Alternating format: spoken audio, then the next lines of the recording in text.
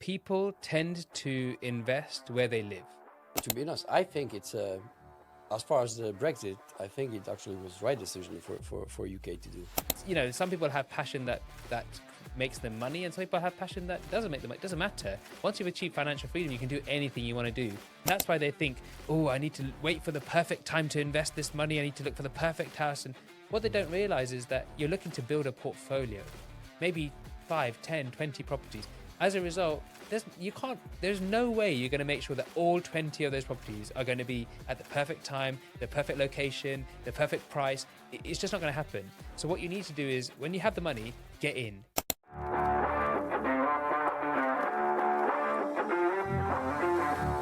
Witam Was serdecznie w Super Deal, podcaście poświęconym przede wszystkim inwestowaniu w nieruchomości, ale także szeroko pojętemu biznesowi i sukcesowi życiowemu. W naszym programie gościć będziemy najlepszych inwestorów, fliperów, deweloperów, którzy dzieli się będą z Wami prostymi wskazówkami, które pomogą Wam również lepiej inwestować i szybciej osiągnąć wymarzony sukces zawodowy i życiowy. Dziękuję wszystkim, którzy nas słuchają, subskrybują i wspierają oraz przekazują dalej informacje o naszym podcaście. Ja nazywam się Robert Kuliga i zapraszam Was na kolejny odcinek. Mam nadzieję, że Wam się spodoba.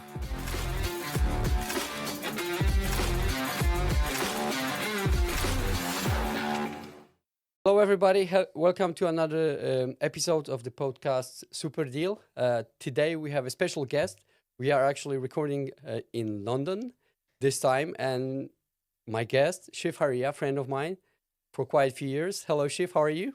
Hi, Rob. I'm very, very good. It's so nice to see you after so many years. I was telling my wife about this yesterday, and we were saying, "No, do you remember Rob?" And she was like, "Is he still in Shanghai?" I was like, "No, he's not in Shanghai anymore. He's come back. He's moved over to the UK." Yeah, So it's really nice to see you. No, we've seen each other. Was it 2022, something like that, or 21? You know what? I think the last 5 years has flown by. Yeah, I was writing up some business plans for the next year, and I was looking at the business plans from 3 years ago, and I was like, "Oh my god, did we do that 3 years ago?" It feels like last year. So the last few years have flown by, but I think it's definitely been a couple of years. Yes, but good to see you again. Yeah. And today we have a very, I think, special episode because the first time we are going to talk about the UK property market. Yeah. And you are a specialist and expert in that. So thank you for kind of finding some time to do it with me. No, I appreciate it. It. And I love coming to this podcast room, and wow, your branding looks fantastic. So I wanted to make sure that I was showing up at my best for you, Rob. So let's just start a little bit, introduce you a little bit. Okay. You've been in the property business for quite a long time. You are a decade now, yeah. Decade. You are the founder of Lifestyle Property People. Lifestyle Property People, which is now part of the Lifestyle Property Group. Mm-hmm. So basically, we source properties for clients, but we actually don't just do the sourcing. We help our clients to build portfolios. Most of our clients are professionals that are either based in London or they're expats that are based abroad, and they're looking to buy properties in the UK, but they don't necessarily know the market. They don't have the time to do it. They don't want to make any mistakes. They don't know how to invest in property. Mm-hmm. And as a result, what we say is we'll take you through the whole end to end. So we will build a strategy for you. We'll then source a property for you. We'll purchase it for you, or refurbish it for you, or rent it for you. We'll do the whole end to end for you. And there's only 3 things that our clients have to do. One is they've got to sign some engagement paperwork. The second is they've got to pay the fees to the relevant professionals. And the third is they've got to confirm that the rent's been paid. If they just do those 3 things, then we can take care of everything else from them. Okay.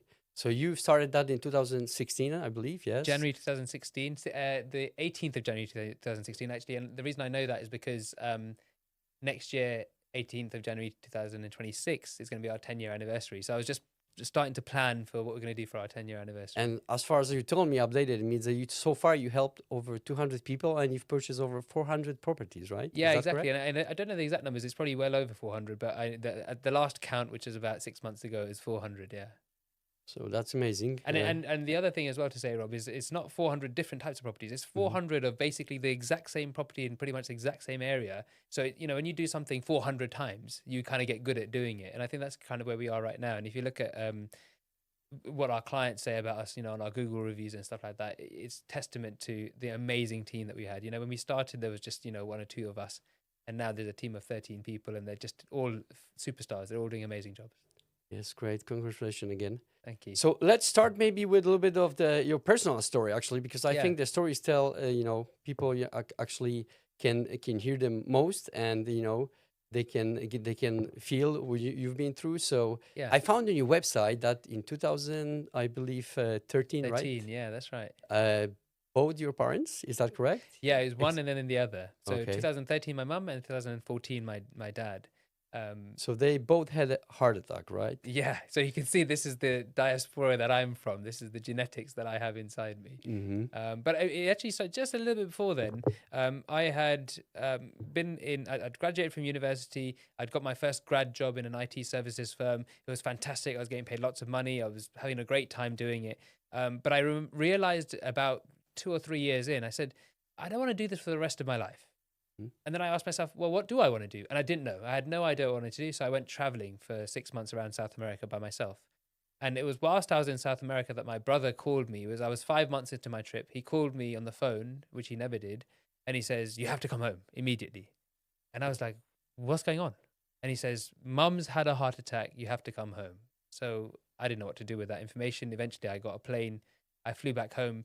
And I went to see my mum in the hospital. She was in ICU and she had these tubes going into her neck, and she couldn't really see, who I was. And when I came close to her, she didn't recognize me at all. And she was bloated up and everything. And it was just a horrendous sight. I didn't know what to do at that time. But I was now back. I didn't have a job because I'd just been traveling for 6 months. And so I started to think, well, what do we need to do now to help my mum through this? And I really very quickly realized that, hold on a second, my mum's not working anymore because she's in hospital, and she was then in hospital for a long time after that. So if she's not working, then how are we going to earn income? I was living at home at the time, and I thought, how are we going to earn income to pay for stuff? And that's when I really started to get interested in, well, how does everyone else do it? And my first port of call was, I thought about people that are retired. I thought, well, they don't earn income. So how did they do it? Well, they have investments that create an annuity. Okay, right. So they have investments, and that's what got me into this line of investments. And then I looked up different asset classes, and I realized that property was the way forward, because it just seemed like it had really good returns. Two, it was, and this is the really important one, it was something that I understood. You think about all of the stuff in the stock market. I graduated from university in 2009, so this is just after the big financial crisis, and I didn't want to get involved with that kind of stuff. It just seemed really risky, and all these things that a lot of people that are a lot cleverer than I are that are doing those things. Whereas with property, people own properties all the time. So I thought, yeah, property is a good idea. We did lots of research at the time, my then girlfriend and I, and we settled on we visited lots of different cities and stuff, and we settled on the city of Leeds to start investing in, which is, by the way, it's a 3.5-hour journey from my house. I didn't go to university in Leeds. I didn't have any friends or family in Leeds. We chose it specifically for the investment potential that was there. And then 2013, my mum had a heart attack. 2014, my dad had a heart attack, and I started to realize, hold on a second, we need to make sure that I realized by that point, called passive income. Our passive income is sorted out, because I don't know how much longer my parents are going to be able to work for. My mum actually since then she does a little bit of work, but hasn't really got back into full-time employment. My dad's he's doing really well actually, but I really wanted to sort of create that for them, and then obviously start to create that for myself and for my family as well, to say, make sure we are sorted. And I was saying to somebody earlier today that we don't know these events that happen in our lives. We don't know whether they're good or they're bad. There is no such thing as good or bad. Because at the time I thought, oh my God, this is horrific. I had to cut my trip short. I'm now at home, and I had to join the family business and do some of the accounting stuff that my mum used to do in the family business. And I hated accounting. I didn't know anything about accounting at that time. And I sat there today and I thought, what a great thing it turned out to be. It was great because at the age of 25, 26, I was forced to get into property. And because I was forced to get into it, I now sit in front of you, 36, and my passive income, covers my expenses, and my house is paid off, and so it's like a nice feeling of financial independence that I have, and I want to make sure that we can give that knowledge and that push to other people as well. And whenever all the stuff that we sell in our company, the services that we sell, I always think to myself, the reason why my parents didn't invest is because they thought it was too risky, and they couldn't find someone they could trust to invest with. So I want to be that company that people can trust, which means that when you look through our website, everything is very transparent. It tells you all the deals, how the numbers look like, what our fees are, everything's all there for you to see, because I would rather that you get into this with your eyes open. Yeah, and that's what we're looking to do, really. So this is how your personal life kind of, created your vision for your company, isn't it? Yeah, exactly. And then ever since then, sort of we grew and expanded and started to, initially it was kind of like just building my own portfolio, and then thereafter I met my business partner, who no longer is part of the business, but I met him, and he said, can you buy me a property? And I said, yeah, sure, I'll buy you a property. So I bought him a property, and that went really well. It was fantastic. And he says, can you buy me another one? And I said, yeah, but it's a lot of effort, so I'll have to charge you for it. So that was the first time that I charged somebody for buying them a property. And then he bought 3 or 4 or 5 from us. And then thereafter he says, why don't we start a company? We can help other people as well. And at that time, I wasn't really interested in helping other people, because I was trying to build my own portfolio.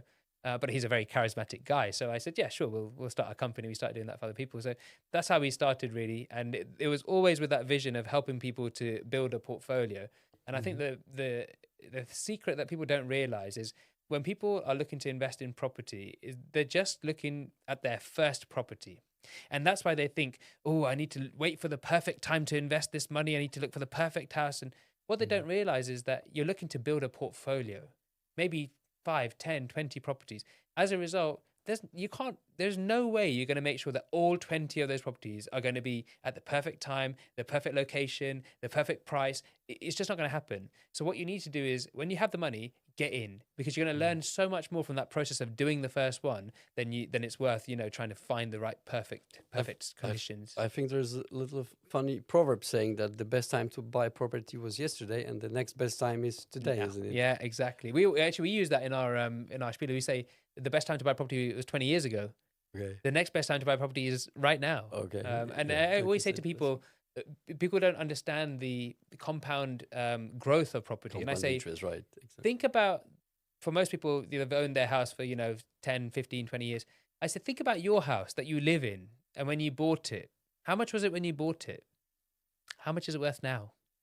That's what we're trying to do with here. And here's the thing: you didn't have to do anything to make that price increase. You just had to live in it. You just had to own it, and it automatically grew in price. And a lot of people don't realize, especially for the properties that we invest in, people focus so much on the rental return, but really the rental return and the properties that we invest in account for about 15 to 30% of the overall return. The capital growth really accounts for like 65 to 85% of the overall return. So really, you want to be looking at the right location. That's why they say location, location, location.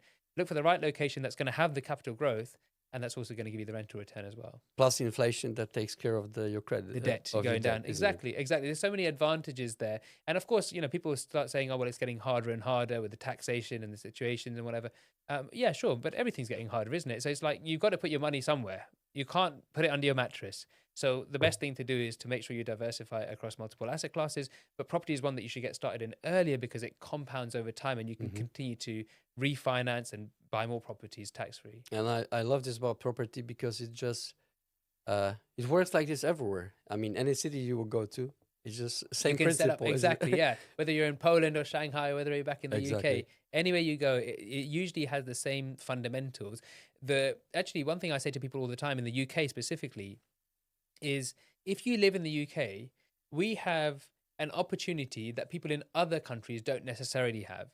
So some places in Europe, France and Germany and places like that, there's not a huge ownership culture. It's a very rental culture, but the renters have a lot of rights there. So that means that to make rental returns work in those places is very, very difficult. Also in the UK, we have 75% loan to value mortgages and things like that available. They don't have that throughout the whole of the world. You have buy-to-let mortgages. We have buy-to-let mortgages. In Poland, we don't have them. You don't have them, right? No. So that's the point. Like, we have this very great set of circumstances which makes buy-to-let investment lucrative in the UK. So if you are in the UK, or if you're abroad and you're looking to invest in the UK, this is a great place to invest. We should take advantage of that, rather than sort of say, oh no, I know it's available to me, but I'm going to go and do something else. And it also has a quite long tradition of investors, isn't it? It's perceived from even as a government as something that it's been here for a while, isn't it? That I heard this saying. It said, property is the security on which all other security is based on. Think about this. It's such a safe asset class that the bank will say, you want to buy this house? Don't worry, we'll give you 75% of the money for it. Exactly. Can you imagine going to the bank saying, I want to buy this Ferrari, and they say, don't worry, we'll give you 75%. They're not going to do that. But with property, it's such a safe security that the bank will absolutely give you the money for it. Yes, exactly. And speaking of investing in UK, you have built your business around investing in really mostly North UK, which is Leeds and Sheffield. So I was just want to ask you, what makes these markets so attractive for investors that, right now and, when you started investing there as well? Yeah, I mean, it hasn't changed massively since I started investing. Certainly since when I was investing there, when I started, there wasn't a huge amount going on there. And actually, that's the thing that made it really attractive for me, because I said, hold on, I'll tell you the story, Rob. At the time, my brother went to Manchester University.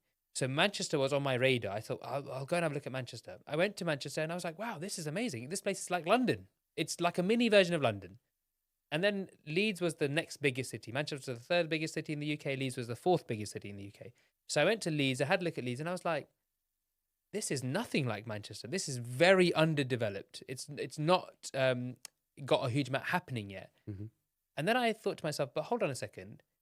Manchester is the third. Leeds is the fourth. Manchester has just had all this development. Leeds hasn't yet had all this development. Maybe Leeds is next. So I invested in Leeds and it's just started to grow over the last sort of 5 years or so.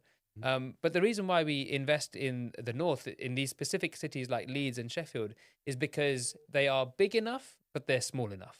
So let me explain that. They're big enough that they attract growth to them. They attract companies, they attract government agencies that want to come and base themselves in Leeds. But they're small enough that they haven't yet been through the whole growth curve that places like Birmingham or Manchester have. So you can still get on quite early, quite inexpensive housing, and you can ride that growth curve over the next 20, 25 years that it might be. So it's really because they are big enough, but they're small enough. What we don't want to do is we don't want to invest in places that have already, hit that growth curve. So Manchester, for example, or Birmingham, they're already on that growth curve. Or we don't want to invest in places that are so small that we're not going to see any of that growth for the next 15 years. We want to start and go, well, we know it's growing right now. It's only started growing in the last 5 years. It's probably going to grow for the next 20 years at least. Let's get in now. And historically, how is Leeds kind of on with other cities comparing? How is it comparing? In terms of returns? Yeah, capital value growth. So I think capital value growth in Leeds has lagged behind a little bit because of the fact that you've got Birmingham, Manchester, even places like Nottingham and Liverpool, they've got quite big universities in them. So they've grown quite substantially and they're a little bit closer to, so Nottingham's a little bit closer to London. Liverpool's a bit closer to Manchester. And it has all of the overflow from Manchester kind of goes straight into Liverpool. But then Leeds then picks up as the next one after that. And in fact, I did a bit of research in the year 2022. So October 2022, I did this research. And I said, what has been the average house price increase since the year 2000 for the last 22 years? And you'll be shocked, Rob, at what I discovered. I discovered the average annual house price increase, was 13% per annum. Now, part of that is because they were so cheap in the year 2000 and they've grown since then. But when we're talking about 13% per annum, even now we're talking about buying houses. When I bought them 10 years ago, they were, say, 65, 75, 85,000 pounds. And now we're looking at maybe 130, 140, 150,000 pounds. So, let's say I bought them for 65 and it's now worth 130. It's doubled in value, basically. So they are definitely really good quality houses, the ones that we buy over there. And actually, that's another piece of information. What sort of houses actually you either buy or recommend for people to? When I started investing in property, I was a typical investor. I was looking to maximize my yields, and that was it. And so the way to maximize yields, this is what not to do, Rob. The way to maximize yields is to go out there and find cheap properties and that have decent rents, and then buy those houses. The problem with that strategy is that cheap properties are usually in cheap areas, and cheap areas don't really have the best quality of tenants. So you end up with this false economy where on paper you're supposed to be making loads of money, but actually in reality, the tenants cause issues. They don't pay rent on the time. They have lots more maintenance issues, voids, all of these issues and hassle that comes to you. And I always say to people, what you want to be, and this is, I'm sure the same for your investors as well, you want to be an investor, not a landlord. An investor is someone that trades their money to get more time.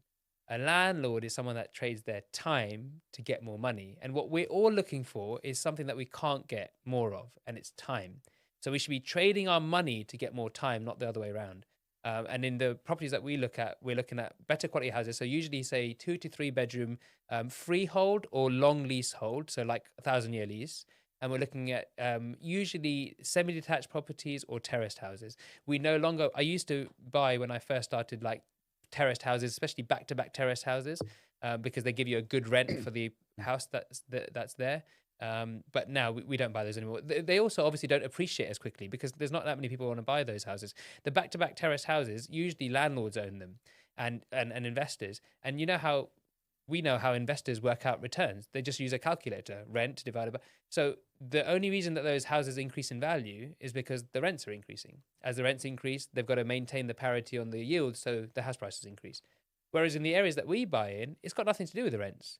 It's actually because it's an attractive area and people want to live there. So more and more people move to the area. So there's demand for those properties. And so obviously the house prices increase in those areas, irrespective of the rents. So were your assumption right? I mean, after those years you were investing, you see that becoming reality? How is Leeds developing, Sheffield? Yeah, totally. I mean, the development has been really crazy. I remember we went through a period, I think it was the year 1999 till about 2023 or something like that. Throughout Leeds, there was just, as you imagine, like in the city centre, just cranes everywhere. Now, here's the best thing. Whenever you see cranes in the city centre, that's a good sign because it means that outside the city centre is about to grow.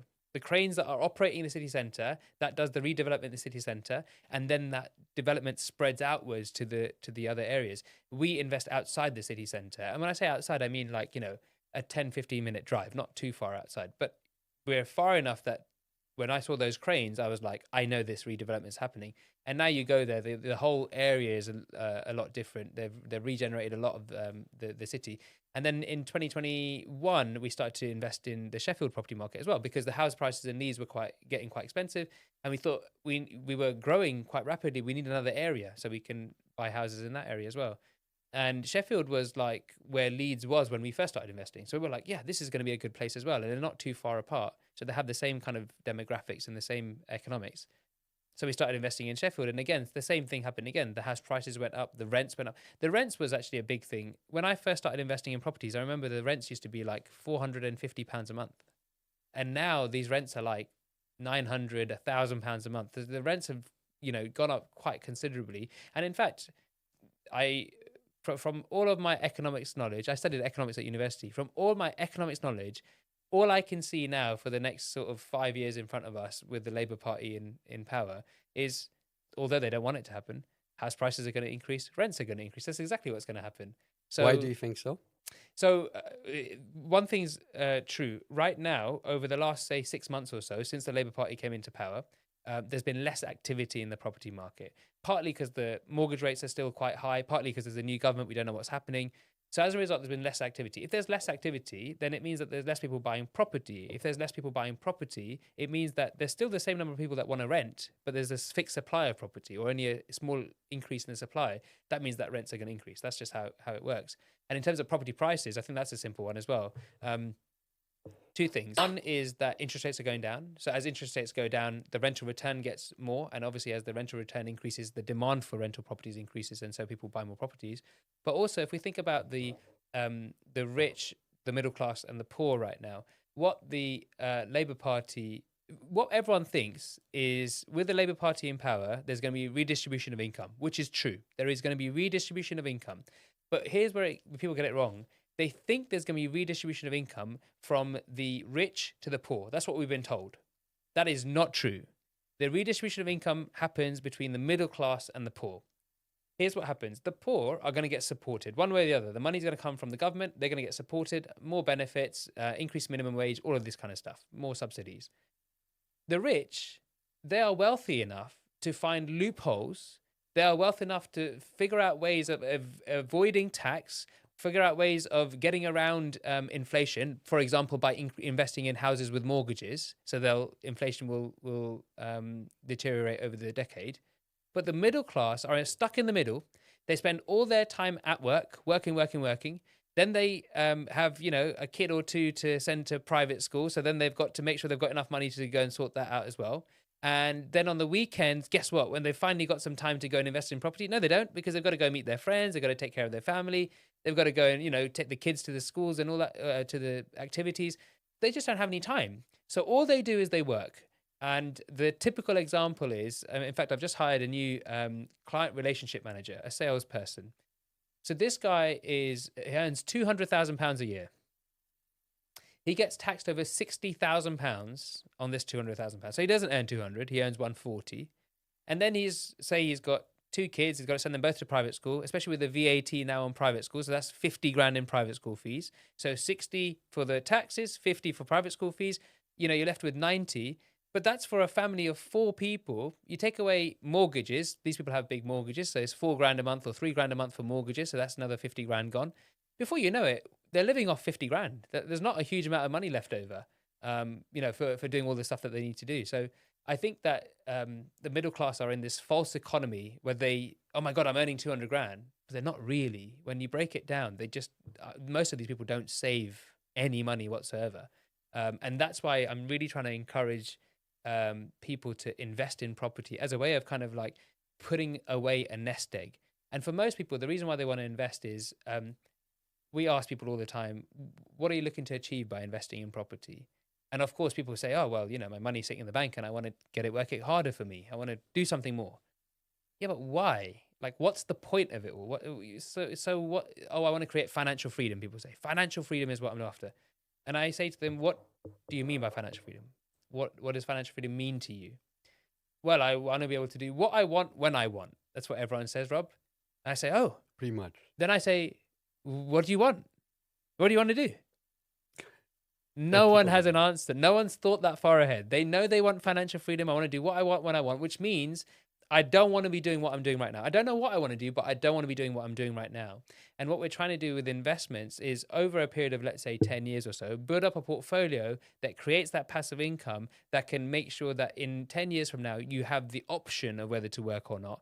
And the strategy that we use with an initial investment of £200,000, which will buy you 3 properties in the north, over the period of 10 years, we're going to create a income of £72,000 a year, so £6,000 a month, and you'll have 12 properties that are each worth about £300,000. So a £3.6 million property portfolio with 6 grand a month passive, after you paid all the costs, which for someone that works every day and sorry, just to be clear, without putting any more money in, just the initial £200,000, because all that will happen is over the time, house prices will increase. And as the house prices increase, in 5 years' time, you'll be able to take the capital from the house, the equity, and you'll also be able to take the cash flow that you've got over the years, put them together, and then buy another house without putting any more of your own money in. So I think that's really what I'm trying to get people to understand, is that they can do it. People think that creating a lifestyle where you don't have to work is for the rich only. It's not. You can do it. You just have to apply yourself in the right way. I mean, replacing income is definitely achievable, Yeah, but I don't think most people know that. I think most people are working really hard and they see it as like this, fictitious dream in the future for rich people. But yeah, it is very achievable. And what I've found is the way to do it. Here's the surefire way of not to achieve financial freedom: buy sexy stuff. If you buy sexy stuff, you're going to get sold a dream, and then it's going to go pear-shaped. I'm going to build my own house. Perfect. You're going to spend so much money on that. It's going to go completely wrong. And by the time you've ended it, you're going to hate building houses. And you're not going to want to live in it. What you want to do instead is buy boring assets. We buy standard 2 to 3 bedroom, like family houses. We rent them out to families, to working professionals. And I'll tell you about that bit in a second.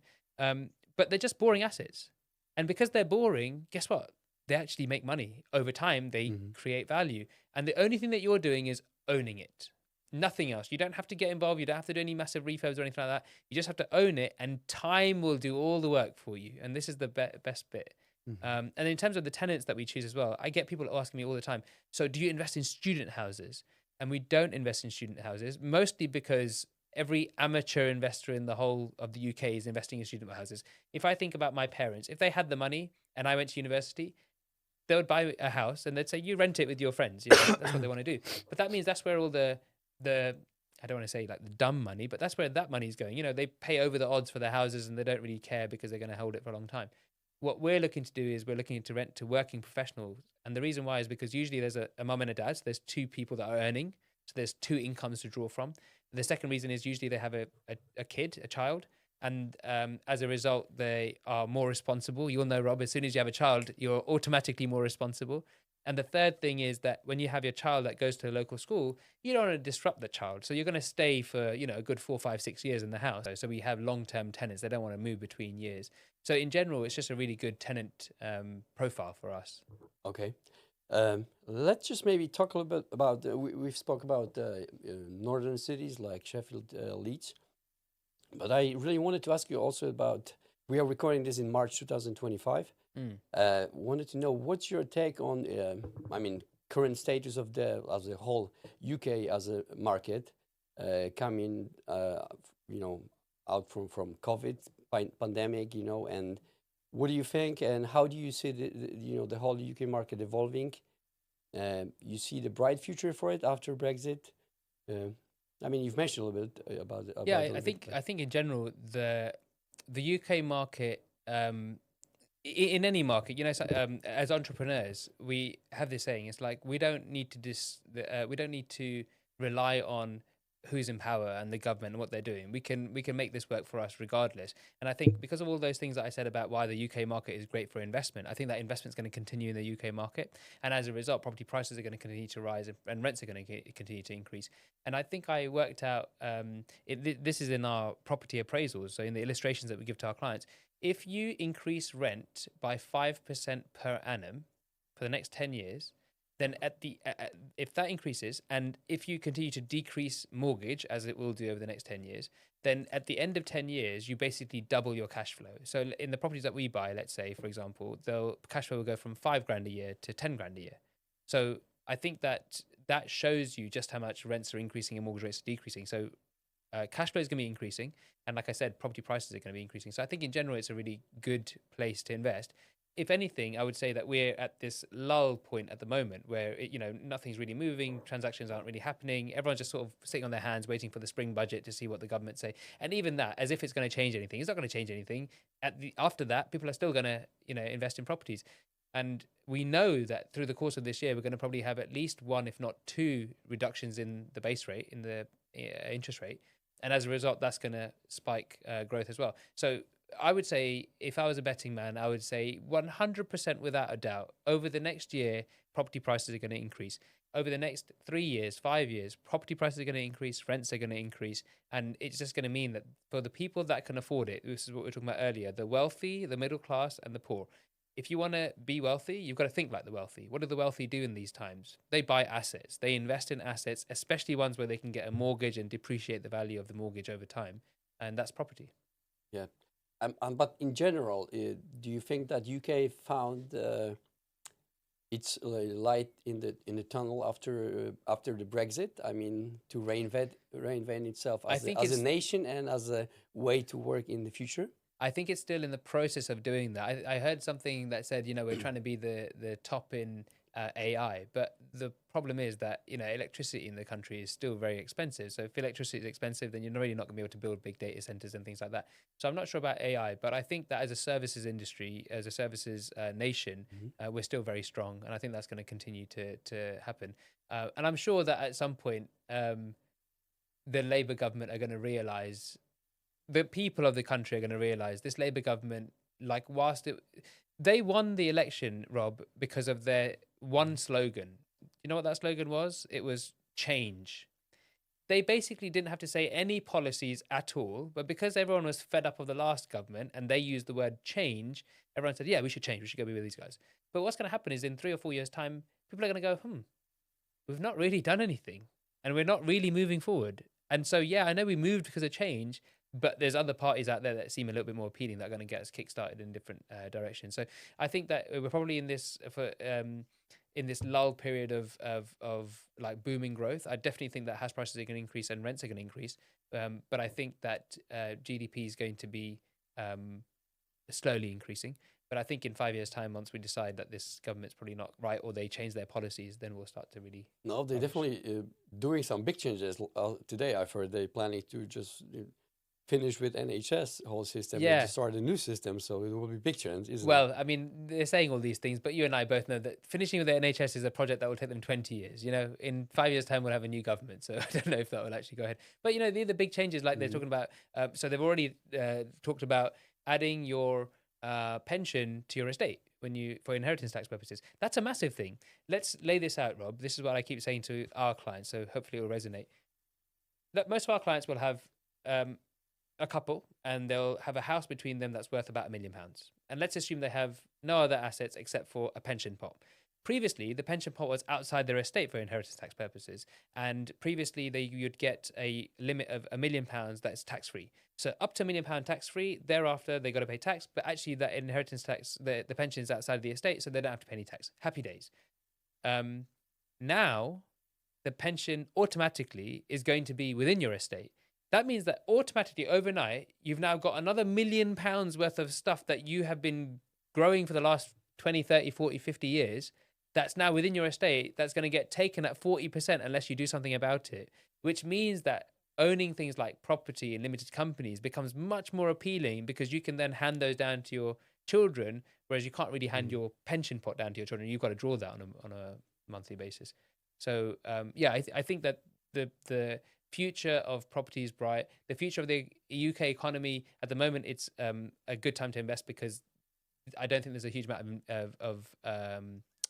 of competition, but I think that we are going to come out the other end.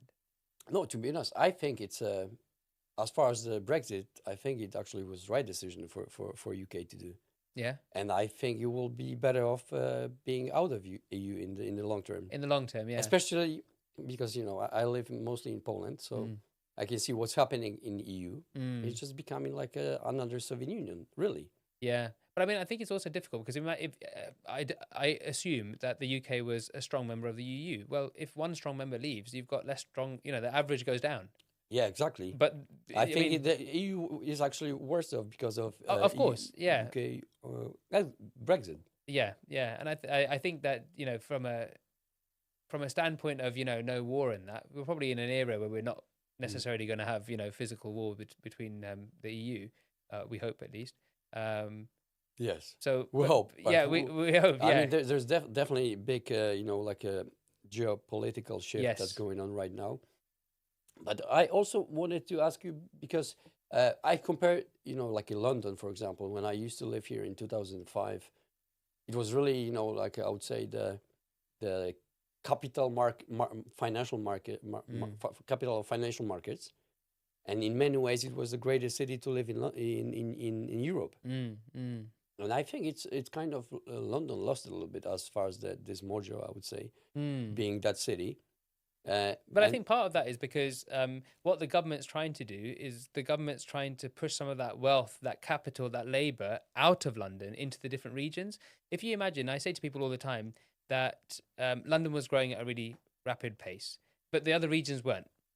And if London kept at that rapid pace and the other regions didn't continue to grow, there'd be a massive divide between these two regions. And ultimately what would happen is the people in London would say, well, these policies aren't working for us. And the people in the north would say, these policies aren't working for us. And the government's only job is to keep the country together. Yeah. And if one policy doesn't work for both areas, then there's going to be a segregation. We're going to, you know, ask for independence and things like that. So I think that's probably the reason, is because some of that wealth has been pushed out of London into the different regions. But the UK as a whole is, I think, maintained, until now at least, maintained most of it. So you're basically optimistic about the future growth of... Yeah, I think so. I mean, on the other side, I think that we're in a much more of a global economy these days, and I think people are much easier to move. You know, 30 years ago, if you said I wanted to move to a different country, it was like a big deal. Now it's like people say it all the time, we'll move, we'll see what happens. We'll move for 2 years, and then maybe we'll move back, and we'll move for 6 months, we'll try it, we'll see if we like it. So I think people are a lot more fluid these days, and I think as a result of that, people will be moving in and out. But what I have seen, expats specifically, people who are from the UK but they live abroad, they don't invest abroad. They invest in the UK. They invest where their home country is because they know the rules and regulations in that country. And ultimately, I'll give you an example of people that live in the Middle East. They live in Dubai, for example. They live in Dubai, fine, but they always think to themselves, "I'm going to retire back in the UK, so I better keep my investments back in the UK." Because as well, and part of the reason for this is because the UK has a really strong rule of law. So that means that the government, or even the king for that matter, can't just come and take your house. Whereas in other countries, like as you probably know, like you could have a house one day and tomorrow you don't have a house anymore because the title deeds have been changed or something like that. So Definitely. I think that's why Certainly, yes. there's a reason why property in the UK does well. Yes, good then. So let's just maybe I have few actually like a little bit quick questions I would say Yeah, sure. before we'll finish up. So first one, be honest, what's the biggest mistake you have made in your first year of investing that still makes you cringe today? Well, it was that one that I said earlier. It's, I was looking to maximize yields. And as a result, I just bought cheap properties in cheap areas and I ended up having lots of cheap tenants. And I bought, 10 of them in my first year or something, 9 of them in my first year. And so I ended up having this portfolio, which, it looked good from the outside because I had so many houses. But when you looked at it from the inside, you were like, where's the money? Like, there's not making any money. So I think that the mistake is jumping in to maximize yields rather than looking to maximize overall actual returns, not just rental paper yields. That was one of the mistakes. But fortunately, I've learned from that. So I only buy better quality houses now. But that mistake has meant that our clients don't need to go through that. They don't need to buy those rubbish houses anymore. They can buy the better quality houses. And ultimately, you take a slightly lower rental yield or rental return, but you get a way bigger overall actual return because of the growth. And next one, passive income, freedom or superpower. What it feels like for you now? I mean, after you achieve that. I think, so I say to people, it's the same as if anyone has ever quit their job. Once you quit your job and you decide to go self-employed or become an entrepreneur, the freedom you feel is really powerful, but it's really scary because you're in a place where you're like, I could do anything. You wake up and you say, I don't know what to do right now. And you have to really develop a structure to make yourself productive. And it's the same when you have passive income. When you have passive income, it's amazing because you can do anything you want. But then the challenge is like, what do you want to do? I'll tell you a little story, Rob. My wife said to me about 6 months ago, she said, I think I'm going to start a tutoring business. And I said to her, okay, how comes? And she says, because they earn loads of money. And I thought about it for a second. I turned to her and I said, but you don't need any more money. But I don't understand. And really, then she sort of confided. She says, well, I just don't have anything to do with my time. It's like, I don't want to earn more money. I just want to use my time. And I said, you're in the perfect place to now go and figure out what makes your soul sing. Like, go and figure out what makes what's your passion and go and spend your time doing those kind of things. And, some people have passion that makes them money, and some people have passion that doesn't make them money. It doesn't matter. Once you've achieved financial freedom, you can do anything you want to do. You've just got to make sure you're following the thing that, and the way to find out what your passion is, Rob, follow the thing that excites you. If it excites you, that's the direction you should be moving in. If there's one thing you wish every newbie investor knew before diving into property, what would that be? I think that people tend to invest where they live because they want to, they almost think their house is going to run away. I want to be able to see it and touch it, and it's got to be, it's a tangible asset. So it needs to be here. But what you realize, and this will be applying for your listeners in Poland as well, is you should apply where the best potential for growth is. So I said to you at the beginning of this podcast that I started investing in Leeds. I had never been to Leeds before this. I didn't have any family in Leeds. I didn't go to university in Leeds. I had no friends in Leeds. I knew no one in Leeds at all. The reason I chose Leeds is because at that time, having done my research, that was the place that was going to give me the most growth over the next, say, decade or so. And so I started to invest in Leeds, and that worked out really, really well. So if you are going to invest, you don't need to invest somewhere that's local to you. If it's a great place, then and it's a great return, then absolutely. But if it's not, if there are other areas that are going to give you better returns, you should go wherever the best returns are. I mean, especially if you have a company like you that can help you out, isn't it? Yeah, and that's the point, isn't it? Like, most people can't do it because I say this all the time, Rob. People don't know that a company like ours exists. Once you know a company like ours exists, then you're like, give it to me. So the analogy that I say to people is, remember, no one will remember, but the days before cars, and you're just walking everywhere, and you've got your horses, and they're going so fast, and someone comes along and says, "I've got this car," and what's a car? It's like a horse, but it goes 10 times faster. It will go forever. It will never run out of gas. You'll never have to feed it. It won't have to poop everywhere. It's going to be amazing. Oh my God. Once you know it exists, you never go back to a horse. You will always use the car. So it's like that. People don't know that we exist. And as soon as they find out that a company like ours exists, they say, I want it. Because what do people want to do? Build a portfolio. What do they not want to do? They don't want to do all the running around. Let's find out what location to invest in. Go and do all the viewings, tens, if not hundreds of viewings in those areas. Negotiate with the agents. Then go through the entire process of purchasing it. Find the solicitors, find the mortgage advisor, find the surveyor, find the project manager. Make sure it all lines up. And then right at the last minute, before you're about to complete, the vendor says, no, I don't want to do this anymore. And they pull out. So you've got to go back to the start, do the whole process again.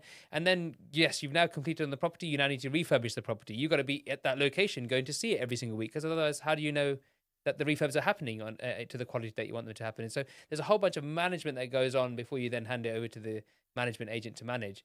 So that's what we take care of, really. Investors that been in the business for a while know what you're talking about. Yeah, The new ones maybe will find out. Well, actually, it's funny. Hard way or working with someone. You say exactly the right thing. The new investors think, oh, well, I'll just go to the estate agent, and the estate agent is going to give me a deal, and tomorrow I'll buy it. I'll have my house.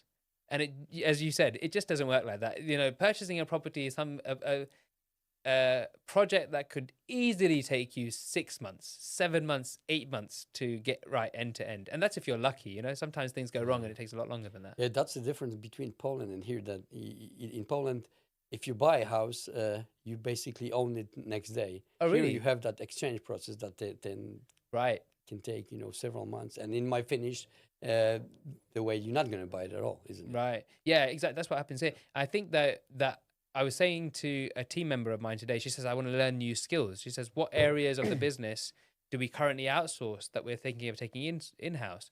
And I looked around the different areas. Obviously, one of the areas is solicitors, conveyancing solicitors. And I said, you know what? That's not going to be an area that I think is going to grow over the next 10 years. With the advent of AI and ChatGPT and online storage where it's readily available. 10 years ago, no one would have ever imagined, Rob, that EPCs were available at a touch of a button. But they are now. They're all online. It's the same with search packs. Why are they not available for everyone to see readily all the time, in real time? So all of that's going to come into place over the next 10 years, I'm sure. And as a result, we are going to go to a place that process is a lot shorter. But until then, we've got to yeah, I think there will be a huge revolution coming now, especially with the blockchain and tokenization of the assets. I think that will happen definitely within the next 10 years. Yeah. Last question. One of the things that I know you like is traveling. Yeah. And I know that because of the property, you can do that quite a lot. What's the wildest adventure you have been on, and are you itching to top it?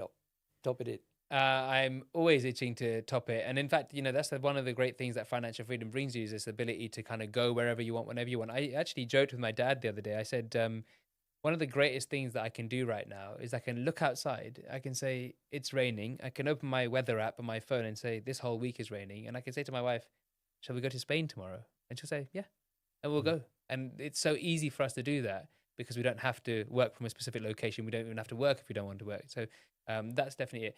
What's the wildest experience that I've been on? Gosh, Rob, I could be here for years telling you about all the times that I traveled by myself. Yeah, I've seen you a few times on the socials. So there's been some really, really good ones and some crazy ones where, I've got robbed a certain number of times in different places. I got kidnapped in Colombia for a little bit. So there's a whole bunch of stories. So you think you can top it in or not? I'll tell you one of the things I've always wanted to do. It was one of my only regret when I went traveling in 2012-13 was I didn't get a chance to go to Antarctica. And the reason I didn't get a chance was because the price at that time was £6,000. And that was the budget that I had for the whole trip for 6 months. So there was no way I could do it. I could afford to do it. But it's one of those things that I think would be really, really special. Something that not many people have done. Definitely. Sounds good. Yeah. See the Northern Lights and things like that. Yeah, exactly. Great. So let's just wrap it up. Thank you so much for your time today. And maybe one more thing, if people would like to, catch me. up, find you out somewhere? What's the best way to? Yeah, so I think the best way is to go to our website, www.lifestylepropertypeople.co.uk, www.lifestylepropertypeople.co.uk. There's a contact us form on there. You can find me on there. Otherwise, you can go to Instagram. It's Shiv_Haria, Shiv_Haria, or Facebook. If you type in Lifestyle Property People into Instagram, it will come up. Okay, great. So thank you again. Thank you for finding this time for me, and hopefully maybe we can do the sequel in the future. I'll just have to find the topic for that one. Yeah. But I have one in mind already, so I think that's not going to be a problem. So anyway, thanks a lot again. Thank you to all our listeners for listening today. Sorry about my voice, but I have a little bit sore throat, looks like. And I had to kind of fight with it a little bit, but hope next time will be better. So please don't forget to subscribe to my podcast and to like it as well on the YouTube. And see you next time. Thank you very much. Bye-bye. Thank you, Shiv. Mam nadzieję, że spodobał Wam się dzisiejszy odcinek podcastu Super Deal. Jeśli jeszcze nie jesteście naszymi subskrybentami, kliknijcie już teraz przycisk subskrybuj, aby mieć pewność, że nie ominie Was kolejny odcinek. Pamiętajcie, sukces, jak i porażkę można przewidzieć. Jeśli Waszym celem jest szybsza droga do sukcesu w nieruchomościach, biznesie i nie tylko, słuchajcie nas w kolejnych odcinkach. Do usłyszenia.